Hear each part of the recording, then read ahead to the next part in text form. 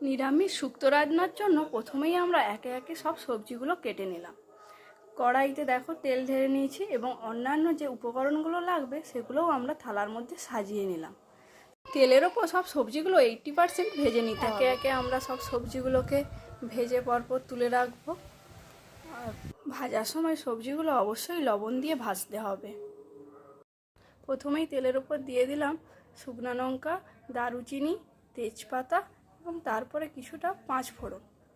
এইগুলো পরপর তেলে ভালো করে ভাজা হয়ে গেলে এতে দিয়ে দেব আদা দিয়ে ভালো করে নাড়াচাড়া করতে করতে কিছুটা পরিমাণ দিয়ে দেব হলুদ দিয়ে জল দিয়ে কিছু সময় আমরা নাড়ানোর পর সব সবজিগুলোকে এরপরে তুলে দেবো, দিয়ে ভালো করে নাড়াতে থাকবো।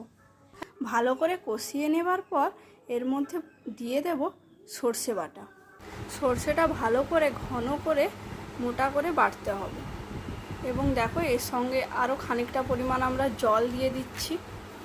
জল দিয়ে ভালো করে নাড়িয়ে নিতে হবে।